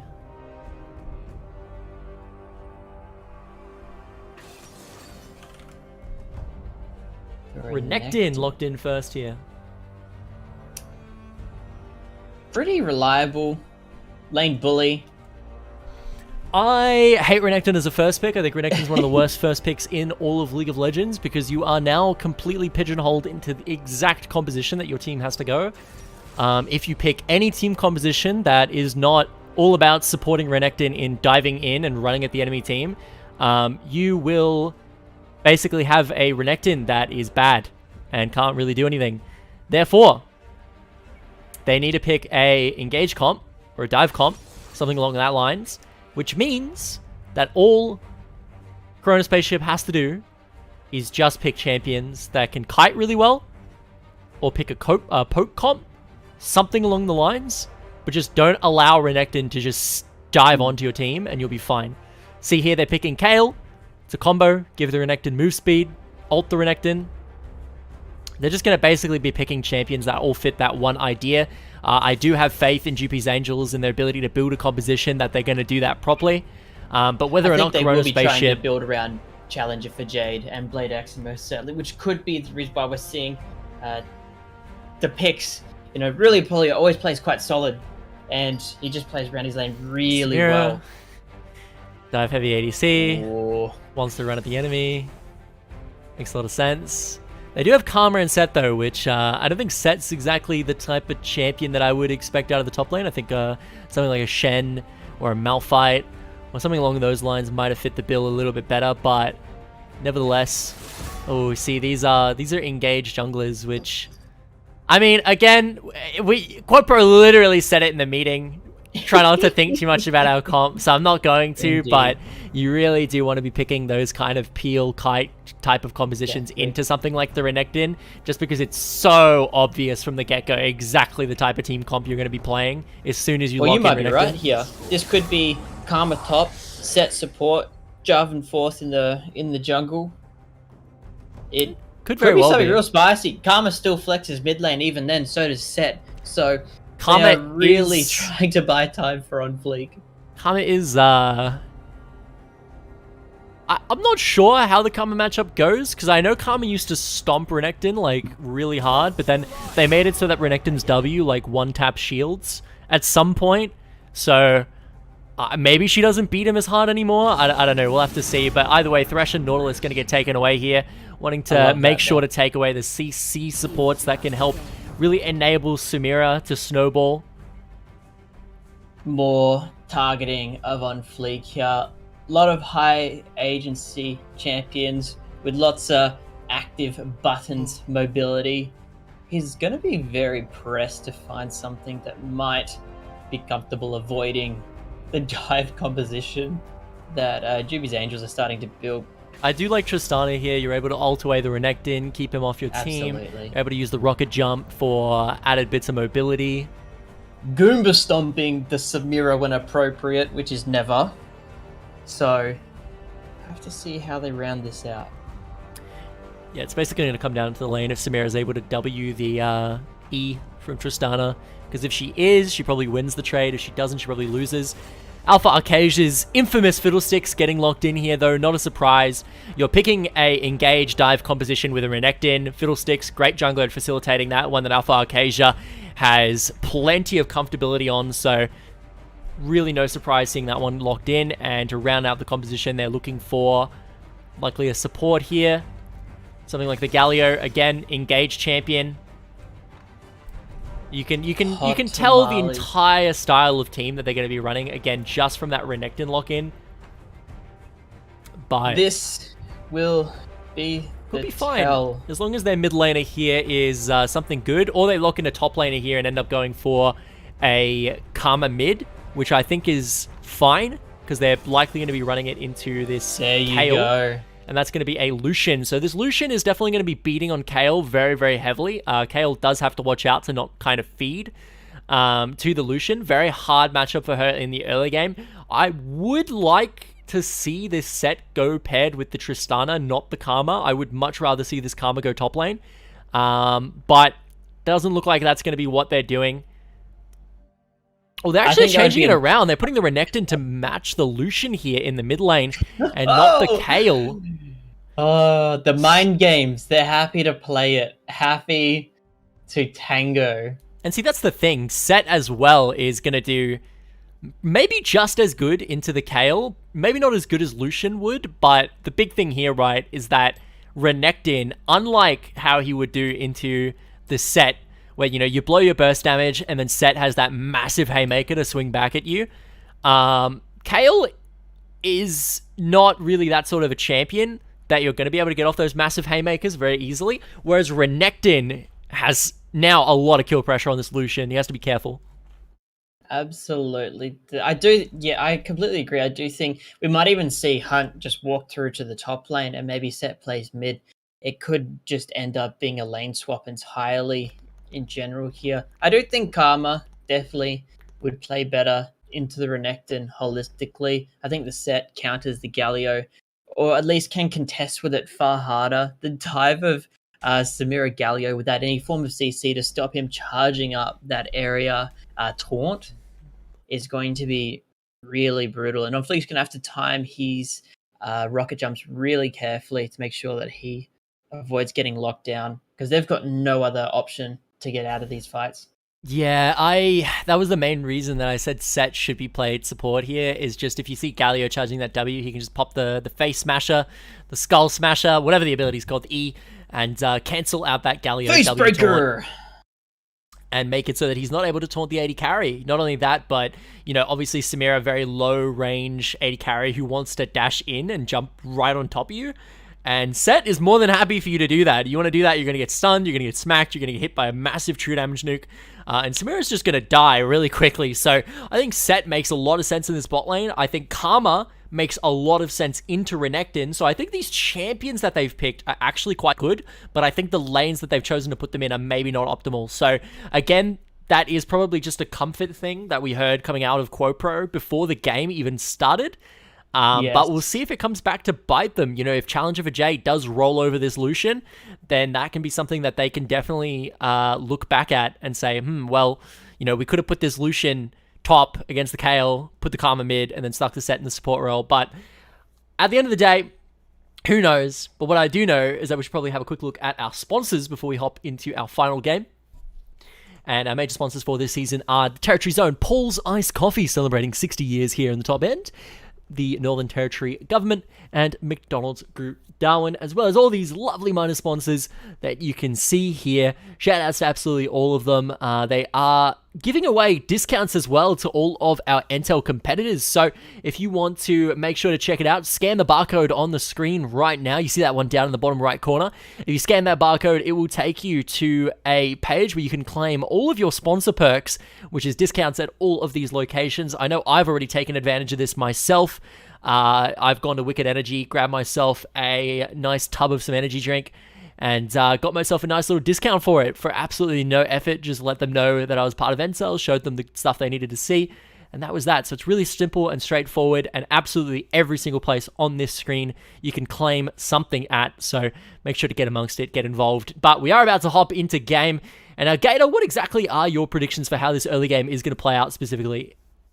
I'm expecting both teams to stack 5v5 here.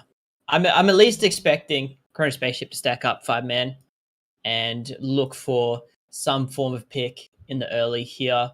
I'm maybe a 5-point start from Jewpies Angels.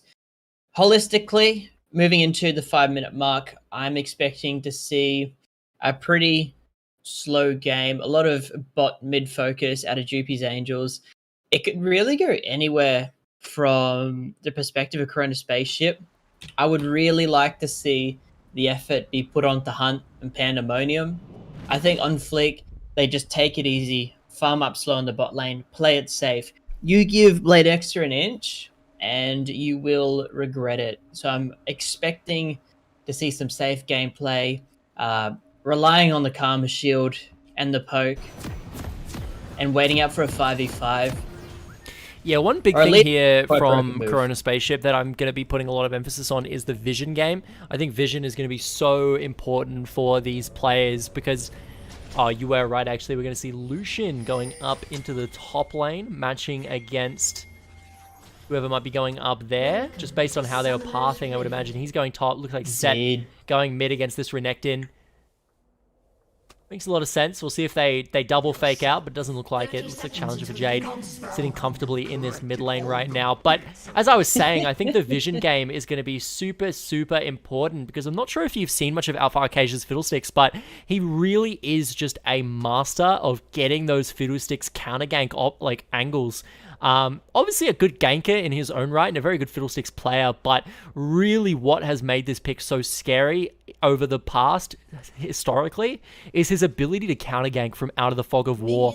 So you really need to have complete intel on where this Fiddlesticks is before you go for a gank, before you go for a play. You can't go for something and just hope the Fiddlesticks isn't there, because he is so often, because he's such a good jungler at tracking where the enemy jungler is and then being there to meet them every single time. And if you just allow him to do that for free without getting the info on him, he'll take over the game like we've seen him do many times before. So vision game out of Thievin specifically is going to be super important here. Hunt getting some good damage on Ridley and Polio right off the bat. Bringing up the team compositions, Jewpies Angels do have a much more balanced composition in terms of AP to AD ratios. So trying to itemize against them is going to be so much tougher. Whereas we're just seeing absolutely 80 gangbusters at a Corona Spaceship. The clock's going to be ticking because Galio and Challenger for Jade will easily tank up to deal with this. Yeah, this is looking not very good for Pandemonium right here. Level 2 to level 1 in a solo lane. You want to make sure you're respecting that. Doesn't have the W skilled though. No level 3 just yet for Challenger for Jade. So didn't have the solo kill pressure out of the stun. But nevertheless, a lot of damage there. And Pandemonium is going to have to be very careful. It's so typical to see. Obviously, the lane bully Renekton absolutely obliterating level 1, level 2 right off the bat. It's interesting to note as well that Pandemonium is running Grasp of the Undying. Yeah, this is going to be big damage onto Thievins. They're trying to turn it around though onto Bledexa maybe. Ignite dropped onto Thievins. Now they are just kiting this one out with auto attacks. The heal comes through from On Fleek. They're flashing forward onto Bledexa aggressively. Bledexa using the flash to get a little bit of distance between himself and the ensuing members of Corona Spaceship, but they have to be careful not to overchase here. It looks like they managed to get out nice and safely, taking both of the summoners away from the AD carry of Jewpies Angels, but it's at the cost of all 4 of theirs. That was very close. I actually like the aggression coming out of On Fleek and Fevins here. Even though they could play it safe and just wait for the gank from QuoPro, they are finding nice engages to take the advantage. And here we go. Dream to Meme goes through. The taunt does land onto Thievins, into the silence, into the kill. First blood going over to Bledexa, and that is the last thing you want to see playing against this team. One more auto should do the trick from Hunt. So unfortunate there. No. Just a little bit of a micro error. A misplay of magnitude proportions. Because unfortunately, that would absolutely snowball his lane insanely here. He is still up a lot of gold. Pandemonium big damage. Pandemonium might be able to kill here. Does manage to hit the Haymaker. And that's going to be Challenger for Jade. Sitting AFK in the middle of that Haymaker hitbox, which is not where you want to sit. I didn't expect that. I didn't expect to see Pandemonium just win that so outright. I thought they were still just kind of punching each other's cheeks a little bit and walking away, but Pandemonium came out. Doesn't need the Conqueror for the damage here, clearly. No, you have to really watch that grit bar when you're playing against Set. If he's managed to build up a fair amount of grit, and he does just let that fly at you, it is certainly a large amount of damage that you would rather not be having to deal with. And Set snowballing here is really, really strong as well. A snowballed Set is a good set. And at the same time, QuoPro looking to maybe get onto Ridley and Polio here. He does have flash available, but the flag and drag is connected. Now just proccing up this Conqueror, the flash forced to come through from Ruli and Polio. And that is disastrous. If we look at this top wave here, Oh no. the potential to just freeze this for a large amount of time. And Hunt is actually deciding against that, wanting to shove this one in. Does know that Ruli and Polio doesn't have the TP available, I suppose, so wants to shove it in, try and deny as much as possible while he's out of lane. I'm starting to get excited. This is really starting to shape up like a hot contender to finally take down the top dog. I'm 5 minutes on the clock before he gets his flash back up. Hunt has all the time in the world to punch plates, fish for a kill. Infernal Dragon gone, it's not the biggest thing in the world. It's definitely disappointing to see, but it's not surprising when they haven't got the bot lane priority. One thing that I do want to pay great respect to is we've noticed in the last 2 games, both times, the one opposing jungler will make a big play in the top side, and the other team will respond by just taking Dragon immediately, which is something that I didn't often see happen in the earlier stages of this tournament. Something would happen on the other side of the map, and the team wouldn't really look to make something happen on the other side of the map, which, you know, you talk to anyone that's in high elo, basic fundamental of macro, if there's big tempo on one side of the map, you want to match that tempo on the other side of the map, otherwise you're just losing. Seize the opportunities, absolutely. Whereas, yeah, that just was not happening earlier on in the tournament, but now it seems like a lot of teams very consistently realizing that. But here we go, Cropo looking to maybe go aggressive on Challenge for Jade here. Pops the ultimate. Big damage right now onto Quopro. The set ultimate comes through, but Ignite finishing off the kill, and Challenge for Jade is going to be able to use that Blast Cone to get out to safety. Or is he? Thevens getting him up with the root, pops the Ignite. Now on fleek, trying to rail him down with these right clicks. The damage, maybe not there. He manages to get a second Blast Cone. He's going to get out to safety. That is just disastrous for the side of Corona Spaceship. On fleek just too scared to jump in, and I'm not sure if he had jump up or not there. Maybe he was just too scared to dive into the unknown and finish it off. Ah, that's such a shame. Oh, flash from a dream to me, double taunt. In comes Fiddlesticks. That's a dead Tristana, and they're looking for Galio here. Pandemonium managing to find the kill with that Haymaker, but it looks like he's going to give that one over to Bladexa as well. And that is just, very small again, we're talking prize. about the ability for Fiddlesticks to come in, counter gank, clean up scenarios so well. This is what Alpha Arcadia is so good at. It's just making the enemy think they have an inch and then taking a mile. They really need to not be disparaged by these couple kills. They still need to keep the tempo up, still keep the pace high, because Pandemonium overall is still doing very well. Hunt has Ruli and Polio on the back foot insanely. 25 CS lead here at 7 minutes, which is sensational. That is a great lead and a really decent setup for the game. Yeah, but again, this is a Kayle as well. You can't count the Kayle out of anything. That true. champion, once she gets the Nash's Tooth, once she gets the Riftmaker, very scary. But here we go, first Crow Storm of the game is going to be targeted at Pandemonium, and he's going to get locked up by the 2 supports. The support and the support that farms the jungle camps. As is the I case do with want to point junglers. out there, for those that do appreciate it, Pandemonium is playing the mathematically correct set, hasn't built an inch of resistance. It's all stock resistance. It's sitting at 44, 35, something like that in terms of armor and magic resist, which allows him to build up the grit quicker. The more damage he takes, the faster, the more it builds up. League? Do you love to see that though? Dreams of Good me. trade. Oof. Really grabbing that one. But the resistance on set does not matter if you cannot press the W key. And yeah, far too much damage there. Yeah, this is probably a game where he's going to want to go for those Merc treads, just because Fiddlesticks, Renekton, Galio, so much CC, and so that extra little bit of maybe efficiency, building up grit, just that a little bit quicker, doesn't matter, because against that team, you're not going to be able to click the Haymaker button unless you have that tenacity. So I would like to see an early Merc treads come out, especially laning against Renekton Fiddlesticks, but we'll have to see what he decides to go for. I do think that getting Merc treads would be a cardinal sin to the commitment that is the mathematically correct way. GoPro starting to get some vision down, starting to hunt it out for the dragon. No one's really taking notice. Oh, here's the culling. Oh, Does he have the damage? Doesn't look like he does. Gonna get a good little chunk on the Ruli and Polio there, though. more priority for him. A bit of alone time with the top tower, one-on-one. Something tells me Hunt's gonna get out on top for that one. Maybe Shelly's gonna get some attention now. Nothing yet. But I think it's time.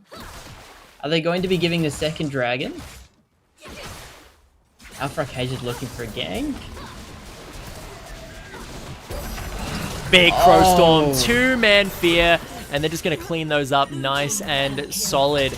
That's what we talked about, Alpha Arcadia. You have to play around the vision. You have to have vision of that kind of tribe rush behind you. You can't just, you know, wonder if Fiddlesticks is maybe there. They have a good ping in their jungle, thinking that maybe he would have walked up behind the turret, but he probably knows the lineups to get the absolute... Oh my. Challenge Jade right now in a bit of a pickle situation, but Galio coming to maybe help him out, does land the taunt onto the Lucian. Challenge Jade now turning around onto Hunt, looking to maybe find the damage, gets the heal, and the kill is going to follow. Pandemonium, though, is able to find himself the cheeky crocodile, but is getting chased down by Rillian Polio. A couple more auto attacks will do the trick, and he's able to get the press the attack proc to finish that one off. Meanwhile, on the bot side, though, Bladexa has to watch out. On Fleek is definitely going to beat him out in a 1v1 scenario if he's able to get all those cooldowns off. That bomb charge going straight into Blade X's little whirlwind there, cancelling it out. Every lane across the board now, it's starting to even out. It's starting to move towards Jewpies' way. It's not looking good. Trying again. Yes, it's going to be big damage from Bladexa. Does pop the heal to save himself. Very scary to lethal there. On Fleek, I think he might have actually had that one if he right-clicked and inputted an auto attack during the R animation so that the auto attack followed him while he was CC'd. One more auto might have done the trick. I wasn't exactly too sure there. But he did end up 200 up in terms of running away. I think he would have gotten away by the skin of his teeth. I'm liking the aggression out of On Fleek. He knows that he still has the advantage for now in terms of the absolute bang before Blade X actually goes and buys. Well, yeah, that's what happens when the enemy AD carry has 2.2k gold sitting in the inventory for this recall right now, and he's gone back, purchased the full shield bow and ninja tab eyes, so...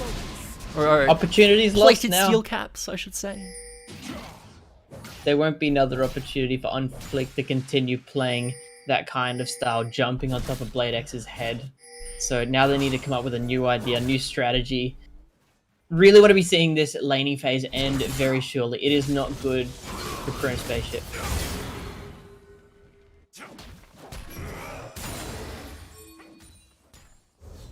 All objectives off the board.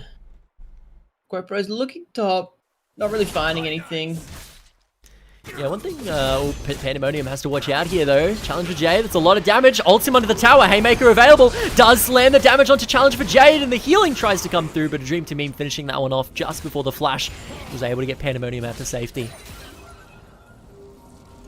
Corpro's thinking about it.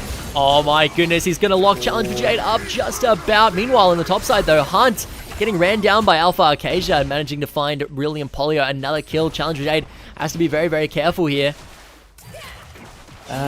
Just the plays are just starting to fall apart. It's still so close, but this is exactly how all of Jewpies Angels games go.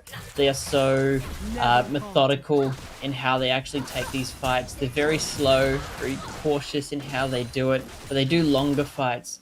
They use their ultimates at much better timing. They're not feverish when they want to do it. Alpha Arcadia just walking from lane to lane, throwing his absolute items on top of everyone's head, bonking them with it, and no one's getting out alive. I think he's got almost 100% gank success rate this game.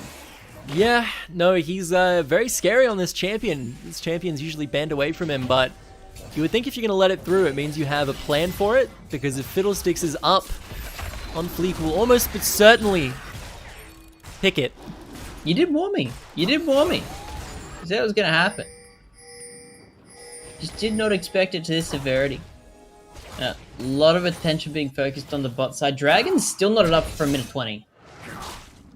Challenge from Jade once again, just getting aggressive onto Pandemonium here. Knows he has the cow to back him up. One thing that you will notice, though, if you look at the vision here, Jewpies Angels just complete domination of the river. Compare that here to the other side. In this mid lane here, Pandemonium looking like a tasty snack under that tower, and Thevens almost gets out, but the Crow Storm to cut him off, and now Quopro looking like it's going to be much ado the same. A great little Zhonya's there. Stopwatch usage coming out from Alpha Acacia, keeping him alive. Ooh, Hunt. Actually gets solo killed up in the top lane. My lord! That's such a feels bad, man. What a effort out of Hunt to try and pick that up. I do want to come back to your point as well in terms of the vision score. You can actually see they've dumped a lot of wards and picked up that scuttle in the river to try and prepare for the dragon. It's actually a decent effort to try and find the entrance to the river. There's not a lot in the river itself, but there's efforts being made. But Jewpies Angels, they have deep wards. Entered right through the jungle now. They know exactly what's going on, where everyone is. The game is within their control. They don't have priority over this dragon. Corona Spaceship starting it up? This could be a very big mistake. They are outnumbered here. We'll have to see. They do pop the Shurelius to try and get a little bit of distance. Jarvan's sticking around. Does he think that's not watered? Damage from this Kale right now is insane. Once Kale does get that level 11 Nash's Tooth online, becomes a champion officially, graduates from a glorified melee minion to a glorified ranged minion, and now a champion. But is it a champion good enough to 2v1 in this top lane? I think not, but a well-placed flash might be able to get her out to safety, and it does indeed. By the skin of his teeth every single time. Really, Apollio just narrowly escaping death for, I think, the third or fourth time here. Hasn't died yet, mind you. It feels like he's died 4 times in this lane because Hunt's been ahead for several parts of it. He's 30 CS up overall, but hasn't died. Neither is Alpha Acacia. That's not surprising though, considering how his ganks have been going. Everyone's loaded. The gold is evenly spread across Jewpies Angels. Is this more or less what you've expected, what you've seen during the earlier weeks? Yeah, no, this is definitely very textbook Jewpies game. Maybe kind of fumble here and there, but at the end of the day, it just comes down to their jungler, Alpha Acacia, who is really just able to accelerate every single lane, constantly be there to counter gank, makes the jungler of the enemy team just very scared to go for ganks. And at the same time, Bloodexer here is just, you know, even if he has a bad lane, we've seen Bloodexer go 0-2 and still come out on top, and this is just going to be a big Crow Storm here, catching out all members of Corona Spaceship. And again, if you don't know where the Fiddlesticks is, you don't play the game. That is just general rule of thumb. You do not play unless you know where Fiddlesticks is, because he is everywhere. It's not that hard. You just have to place deep wards, know where he is in his jungle. Just stay in base. Don't walk out. What are you doing? Why? No, like the counter, like the basic counterplay to Fiddlesticks, that is the reason you don't see him as like the strongest champion in the game in like Challenger, is because you just place deep wards in his jungle, know what side of the map he's on at all times, and then you make plays on the opposite side of the map to the Fiddlesticks. And all you have to do is just like know that he only has Crow Storm up so often, and you only make big plays with the team when you know Crow Storm is down. And that's all you have to do, is you just play around the Fiddlesticks, you play around Crow Storm. And if you're not able to do that, just ban Fiddlesticks, because when you don't do that, you see what it does. You just see Alpha Acacia trying to fish for something, but they just keep getting pushed back. Try and go for the flag and drag onto Bloodexer, really and Polio, but it's going to go a little bit wide. Hunt walks up too far, forced to flash away. Oh, he's hit that nice little spike. Starting to do some serious damage now that he's charged up. Doesn't even have the Riftmaker finish yet either. Red team's inhibitor has been destroyed. Oh my lord. Just absolute spanking. They're executing their team comp so well. Whether Alpha Acacia's there or not, the team is still executing these ganks. They Challenger for Jade, Bloodexer, and during the beam, just punching Hunt in the mid lane, finding the kills. They're absolutely rolling these lanes. This is going to be it's not even 20 minutes yet. We're just hitting the 20-minute mark, and they've already lost middle inhibitor. This is, it's not looking good. 21-3, Soul Point, no vision. And again, a lot of the reason that we're seeing this game get opened up is because there was a lot of dive, a lot of aggression onto this bot lane, and you had the Karma there. You didn't have what you needed. This is just going to be a very dead Lucian here. Not much you can do. No counterplay. Nothing to even cast. He just got hit by Crowstorm. Goodbye, good sir. But again, we're talking about if they had that set in the support role instead to be able to deal with some of that and, you know, kind of use that dive to, you know, get the counter CC onto them when they come in. Use that Haymaker to get the big nukes going. Maybe use that to grab a reset onto Tristana to allow her to hop out even more. There's a lot more that you can do there, whereas Karma was just kind of trying to use the shield, really, to get out, or if not, just getting caught out herself. So, again, I think, you know, we talked about this literally in Champ Select, how Karma being in the bot lane overset here might be the boon of their team, and it seemed to kind of go that way. It could have gone completely in a different direction. Their plays throughout the first 10 minutes actually weren't horrible. They actually did keep it quite even, right up to the 8,000 mark, I believe it was. They were riding right to the gold letter T with Jewpies Angels. They really had an opportunity. Oh, I just noticed it's set when ninjas have eyes. Don't like that. Yes, I was going to point that out, but I did forget. Thanks for raising that again. Yeah, no Merc Tread, so still just absolutely lacking. Did he get 1v1 by the support here? No, he's going to get forced to flag and drag over the wall after losing half his health 1v1 to the support player. Gallia has it. Might actually get caught up in another W here if he's not careful. He does indeed. Is the damage there to finish him off? No, it's not, but the Ignite gets dropped. I don't think Pandemonium or Quirpro can actually contest with that. There's going to be a very dead Thebans. No, he's going to flash out to safety. Crowstorm comes through, though. The beautiful Alpha Acacia. Alpha Acacia's under tower right now, but he does have the Zhonya's available. Galio ult is going to lock up Pandemonium. That's going to be a nice little kill. They're diving in on the backline as well with Bladexa for a full ace, and that looks like they're going to take the Nexus. Game. Hunt has left the building. Not happy, unfortunately, with that performance potentially. 40 CFs up on his counterpart. That escalated really quickly. For a while, it looked okay. It looked like it was actually going to be a really doable game for Corona Spaceship, and unfortunately, Jewpies Angels, solid as ever, wrapping it in at the just under 23 mark.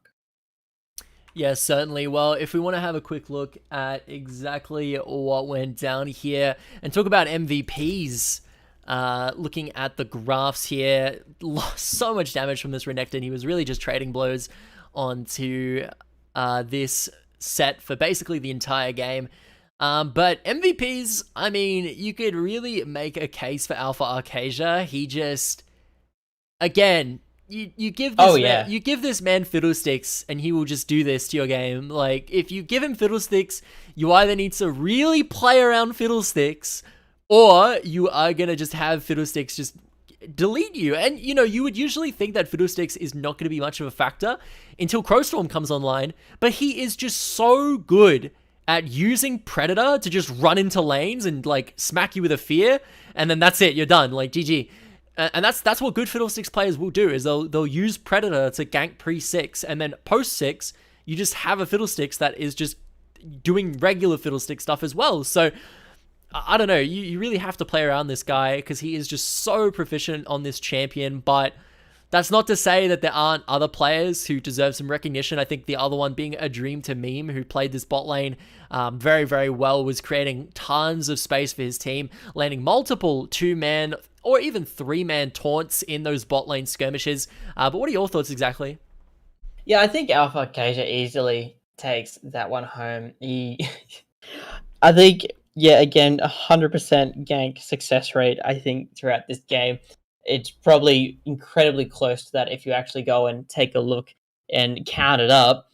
I think absolute honorable mention is really Empoleon. they actually spent quite a bit of time in the top lane, and he only died once.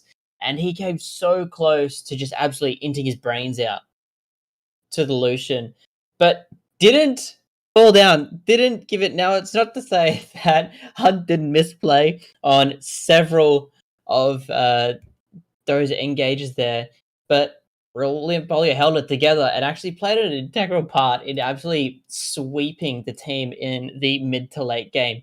The damage not far off Alpha Arcasia's at all. Yeah, I think Alpha Arcasia definitely takes it. The honorable mention to Liam. Certainly. All right, Alpha Arcasia can take that one away. And if we want to look at SVP on the enemy team, who stood the highest, but I mean, obviously very hard to tell. 2606, 160405. Can't really pick this one out by just KDA alone.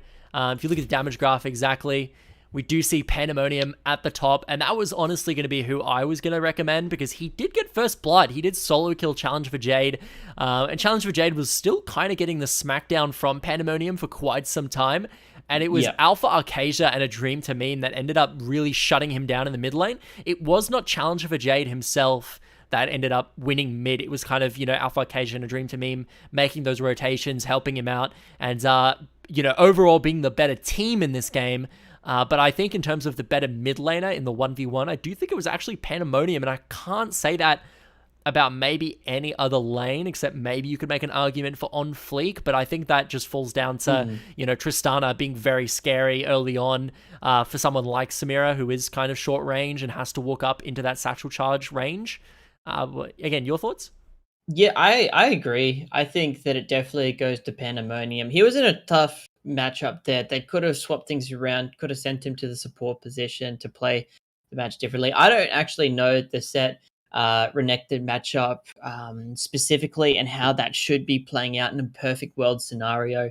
But he actually was such a rock for his team and really held that down and bought them a lot of time that held them into the game right through with an opportunity to win, a fair chance to win the game right up to the 10-minute mark there before things started to really fall out of place considerably. Take your 1v1s, 2v1 situations quite often and coming out even if not on top. Honorable mention to On Fleek. I do think that the aggression there it's not something you would see a lot of people fighting into Blade X. They would be fighting quite scared. Their team was starting to fall apart when he was choosing his times to go in there. I think I don't think Hunt's contested for any kind of honorable mention. I think that the matchup was just far too forgiving. I think it was a free lane just to farm in that. Yeah, I suppose so. Well, that is going to be our official MVP and SVP for the second game, but we're about to head on out of here. That is going to be the end of the stream. Thank you so much for everyone who tuned in, and we will catch you next week on Thursday for some more great League of Legends action. Be sure to subscribe to the YouTube channel that you're watching this stream on. Also, make sure to go and follow Next Tier Gaming and Esports over on Facebook to catch all of the social media posts that go out there for you all. And That's it. Another great day of watching some NTEL competitors. Can't wait to see exactly what happens. Next week is going to be a big week as well. I believe we've got NTEL fighting games going on at VR Gamers, one of our minor sponsors. So make sure to go and check that one out. Even if you're not competing, just go and cheer on some great local fighting games. And they've got a, it's literally an internet cafe. So, you can go and even play some League of Legends there while you watch some fighting games happen from some competitors. And that is VR Gamers happening next week. Make sure to go and check the, again, Next Tier Gaming and Esports Facebook page for all the info there. But until next time, I've been Katie, sitting here on the desk with Gators. And we'll catch you next time. Catch you later. Bye!